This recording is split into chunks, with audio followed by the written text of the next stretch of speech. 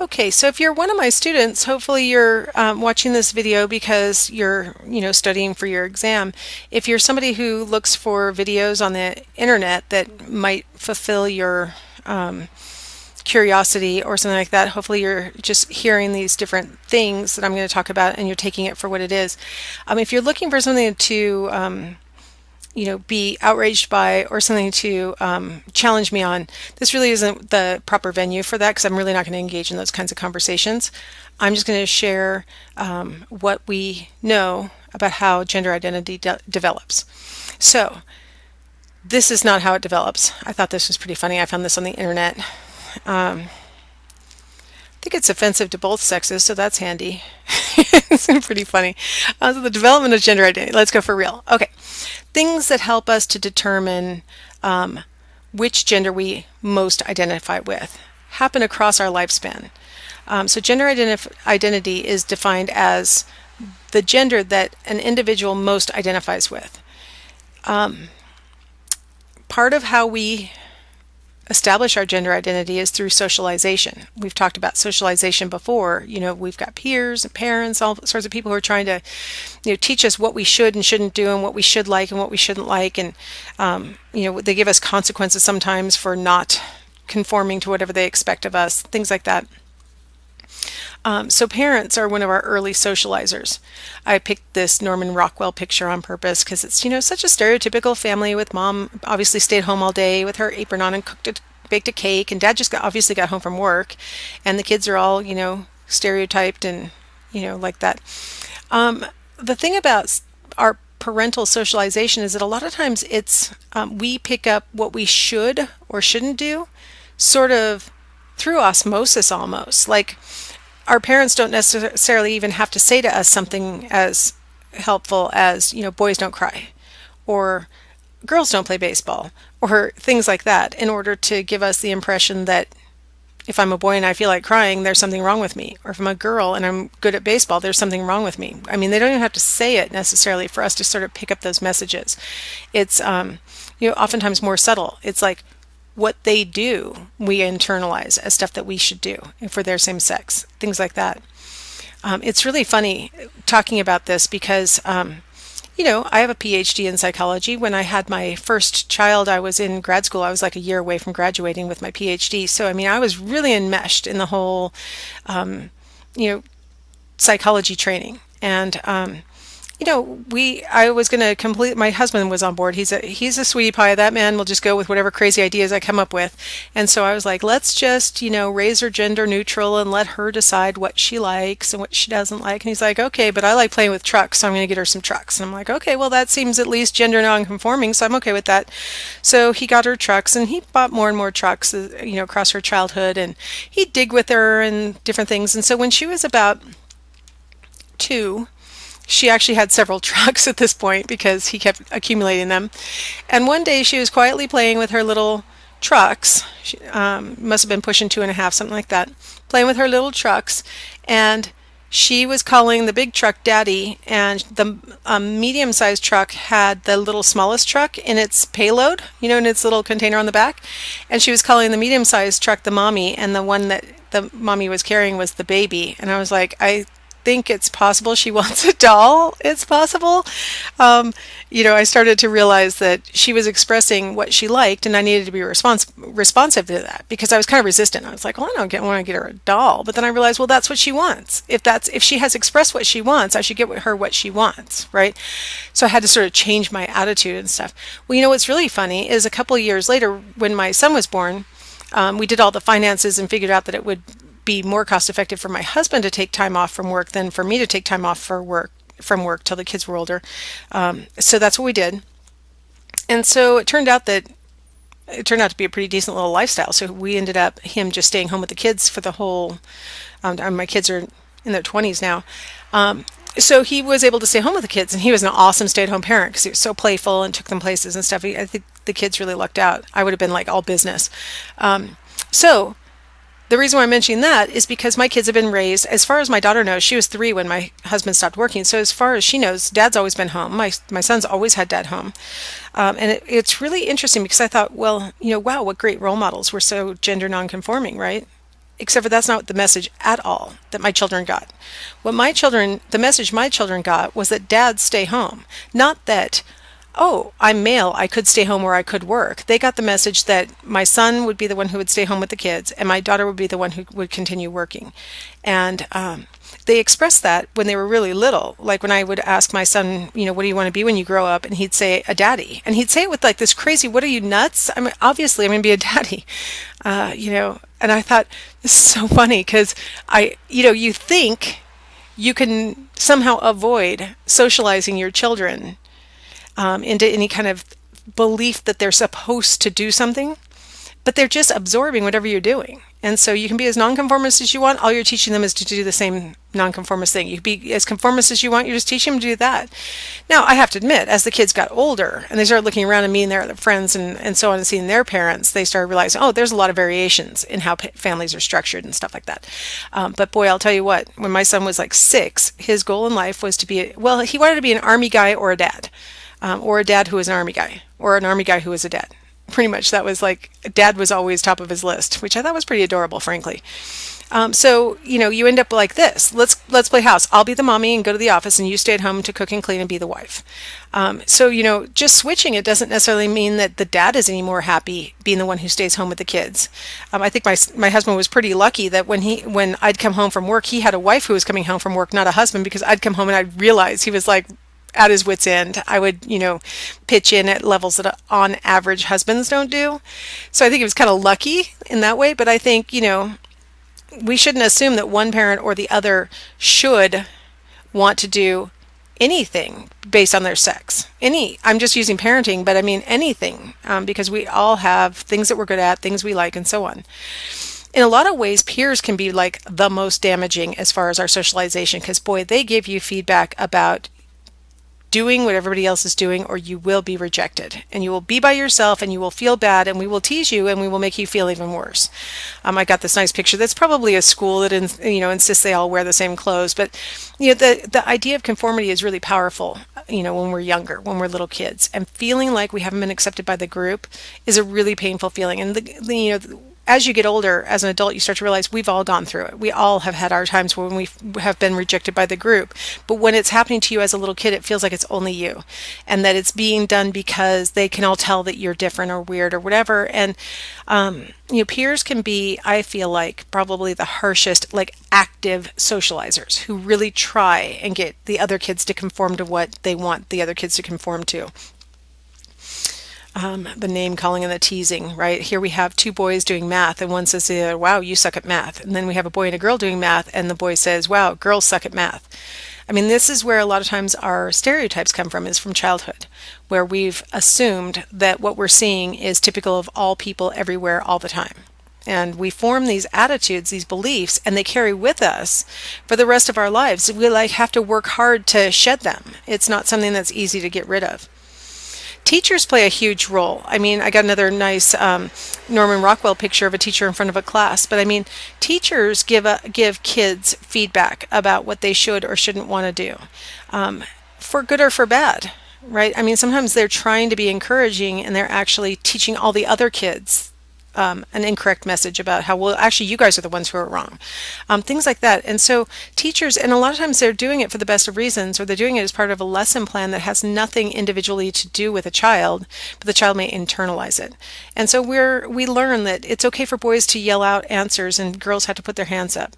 Like just little subtle clues like that, boys are more noticeable and important in a classroom, and girls should be quiet, be good, and sit still. So these are things that teachers inadvertently do. Teachers nowadays are aware of those studies that have shown the things I'm talking about and try not to do it, but it's really hard not to, at some point, give a message to some kid in your class that they're behaving incorrectly for their sex, from what my stereotype of your sex is. Boys get called on so much more frequently by teachers. I thought this was a pretty funny little cartoon that I don't think is related to the study I'm referring to, but is there someplace I can call to sign up for the do not call on me list? I think this boy is, just getting called on because he doesn't know the answers. But what research has shown is that from the very earliest ages, teachers tend to call on boys first. They tend to call on boys more often. They allow boys to speak out without having to raise their hand. And so that gives the subtle message, or the not so subtle message, to girls that their ideas aren't as important, and that they have to behave themselves in order to be valued.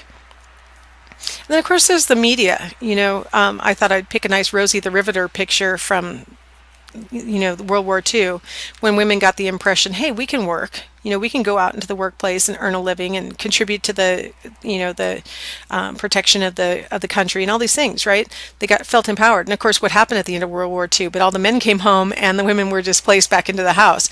A lot of them were really glad. A lot of them were happy to get out of the workplace, but a lot of them were a little resentful because they were like, I got a taste of it and I'd like to get back out there.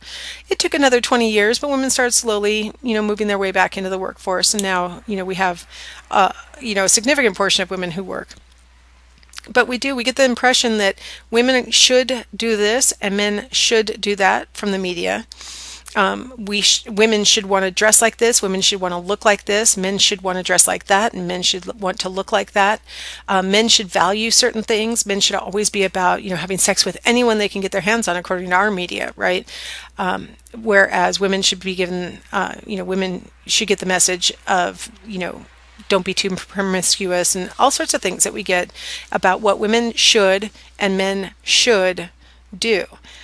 I'm emphasizing the word should because one thing I really like from the old psychologist Carl Jung, he was a follower of Sigmund Freud. If you're interested in Carl Jung, it's spelled Jung.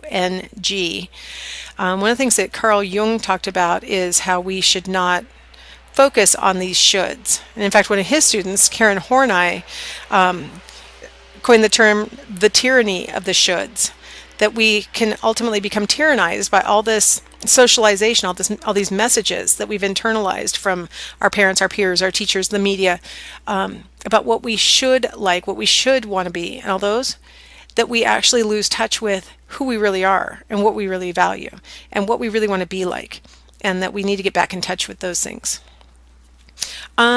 Okay, we've got continuums of gender identity and then gender expression. So gender identity is the gender with which we individually feel, connection. We feel like we're a member of that gender. And then expression is how we're presenting ourselves to the world. And you may feel like one gender, but you may present yourself as the other, or you may be congruent or whatever. So let's go through the continuums. So gender identity can range from masculine to feminine, and gender expression can range from masculine to feminine. So if you are a person who identifies as a masculine person, then you're closer to that polar end. If you identify as a feminine person, you're closer to that end. If you're somewhere in between, and really, according to Sandra Bem, it could be anywhere in between. You don't have to be smack in the middle to be labeled androgynous, where you have characteristics, feelings that associate with either sex, stereotypically associate with either sex. Gender expression is about your behavior, and so you could be on the polar end and be masculine, you could be on the other polar end and be feminine, and then somewhere in the middle would be, and there's two different words, those words aren't supposed to imply that on one end it's non-binary, on the other it's genderqueer. In the middle, you could call yourself non-binary, or you could call yourself genderqueer. Both of those are synonymous, and they're both there in the middle. So, if let's say your gender identity is masculine and your gender expression is masculine, we call that gender conforming. If your gender identity is masculine, but you're somewhere towards the feminine end of the range, then we would call that gender nonconforming. We would also call it gender nonconforming if your identity is feminine, but your expression is more masculine. And then we would call you gender conforming if you have a feminine identity and a feminine expression. Now, statistically, most people are conforming more than non-conforming. But, I've been doing research on a particular question for about, I think the first time I ever collected data was in 1998, the first time I ever used this scale. And I've used a number of different ways of measuring gender identity. There are a number of scales out there, different ways to approach the question. I've used a number of different ones. I finally have realized it's hopeless. I can't do this study because I cannot find college students to participate in my study. I have maybe 5 students who I I don't even care if you are female. I don't even care if it's a conforming issue. I just want people who identify as being on the polar end being feminine or identify in the polar end being masculine. Almost all of my response, I've run something like more than 500 participants. And so far I've probably got 5 that fall in the polar end feminine and probably 5 who fall in the polar end masculine, and everybody else is androgynous. It's really, really, really common these days, especially for anyone who's 50 or younger, to be more androgynous and maybe even gender non-conforming, where their identity is one thing and their expression is something else. This is because, I mean, just sort of we're a lot less rigid. I'm not saying that people have gender identity disorder or that they are transgender or any variation thereof. I'm talking about just how we feel has become a lot less rigid over the past probably 50 years of research on this question. So that brings us to the issue of gender stereotypes. So I'm going to introduce some stereotypes, some of which are actually supported by data and some are not, like aggression. So typically our stereotype is that males are more aggressive than females. Well, it turns out that's actually supported by data. Here's one measure. These are kids. These aren't adults. And you see in the blue bars, they're higher for every category, right? Males are more likely to resist authority, yell and tease, harm property, harm people. So all of these males tend to be more aggressive. Now we have in this right panel, we're getting a little bit more nuanced. Okay, so now for one thing, we have 5th and 8th graders, boys and girls. So the bluish bars are the boys, 5th and 8th. The orange and red are the girls, 5th and 8th. Now we've broken it down by different kinds of aggression. So for example, you'll see under the category of physical aggression, boys are way more likely to be physically aggressive. 5th grade boys are more physically aggressive than 8th grade boys. When we go to the next category, though, verbal aggression, you'll notice males and females are roughly equivalent. I mean, everybody's less aggressive by 8th grade than they were in 5th grade, but by 8th grade, boys and girls are about equally likely to be verbally aggressive. Now go to the next one, social ostracism, where you're using sort of your peer group to make somebody feel excluded, and that's how they end up feeling bad. You want the person to feel bad, and this is the strategy you're using. Well, you'll notice there is some social ostracism going on among 5th grade boys, like virtually none among 8th grade boys, but look at the rates for girls. High rates of social ostracism. And then you'll notice malicious rumors. Hardly anybody in 5th grade's doing it. Boys are still not really doing it by 8th grade, but look at the girls in 8th grade. And any girl who's listening to me talk, any woman who's listening to me talk remembers 8th grade as like the onset of the malicious rumors, right? It really is a matter of what we mean by aggression, whether males are more aggressive than females, right? So if we're focusing just on physicality, yes, boys are more aggressive than girls, men are more aggressive than women. But if you start talking about other measures of aggression, they're either equal or women are worse as far as the aggression. So a little bit of support and refute of that myth. How about body language issues? So there are a number of issues that we talk about with regard to body language that may or may not differ between the sexes.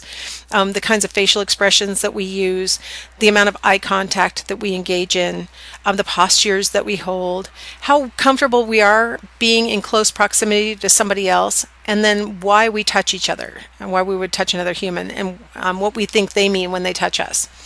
So for men, much less facial expression present in male speakers and respondents. Males they use a lot less facial expression, especially smiling. Women are much more likely to smile than men.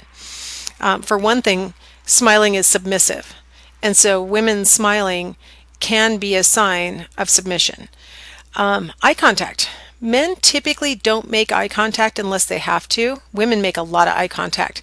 So when men are with their friends, a lot of times they are both facing the same direction so they don't have to look at each other. Whereas women, when they're with their friends, they'll orient themselves so that they're making eye contact. Women like a lot of eye contact. And if a person avoids eye contact with a woman, she tends to perceive that as being a little bit sketchy. So differences in that. Posture. In any situation, men will typically adopt a posture that is much more relaxed. I mean, unless they are in significant trouble and they're really anxious, men will typically adopt a much more relaxed posture than women in any situation. Men will typically take more room when they're sitting. They'll let their legs fall open. They'll put their hands up on top of their heads so that their elbows are sticking out. They'll broaden out their chests. So men tend to take up more room and do a lot of the kinds of bodily postures that imply, oh man, nothing's bothering me. I'm completely relaxed in this situation. Whereas women are more likely to cross their legs, cross their ankles, cross their arms, maybe jiggle their foot, things like that. So they tend to look more tense. Now, bodily proximity, men have a bigger personal space bubble than women do on average. So for most men, it's their own arm's length, which men tend to have longer arms than women on average. So it's usually their own arm's length. And then if somebody else is near them, men would prefer that person to always also have their own arm's length distance around them, so that for men, they feel comfortable being like 6 feet apart. Whereas for women, we have a slightly smaller bubble, so it's more like 3 feet. And I am, by the way, referring to Americans because, boy, if you go to other cultures, the bubbles are smaller. Americans really like a bigger bubble than other people do. When a man touches someone, or if someone touches a man, men are more likely to think that touch indicates sexual interest. Whereas for women, they'll touch each other when they're just friends. They'll touch someone and assume that person realizes I was just putting my hand on your shoulder to provide support, right? Rather than I was putting my hand on your shoulder because I'm into you. So men and women have sort of a different interpretation of what touching means. So these are on average. And of course, usually we're talking about people dealing with either friends or strangers. Usually in romantic relationships, men are able to relax enough to be with a romantic partner who they can make eye contact with and get into each other's bubbles and that kind of thing. But women are a little bit more open to those kinds of intimacies, even with their friends, than men are with their friends, on average. Keep throwing in an on average, right? How about the stereotype that men are more interested in sex, that men have more casual sex and feel okay about it and stuff like that? Well, here's some data from a study that was conducted about 10 years ago now, where they asked men and women just to rate how much they agree with casual sex, sex for affection, how often they think about sex every day. And for whatever reason, when I made this graph, I should have made the boys the dark blue. I don't know why. Anyway, so the boys are the light blue and the girls are the dark blue. And what you see is that men are more interested in casual sex. Women are more likely to associate sex with affection. And men are more likely to report that they think about sex every day. Now, as we know, of course, these surveys might be, misleading a little bit, but we have to take what we have, right? So this is what and these were college students who were asked this, by the way, so they should be relatively similar to my student listeners. All right, so we have some stereotypes that are fulfilled by the genders and some that are not, and of course, lots of room for more research if you guys want to get into some research in your future, right? All right, well, that's enough on sex and gender. I will see you guys in Chapter 11.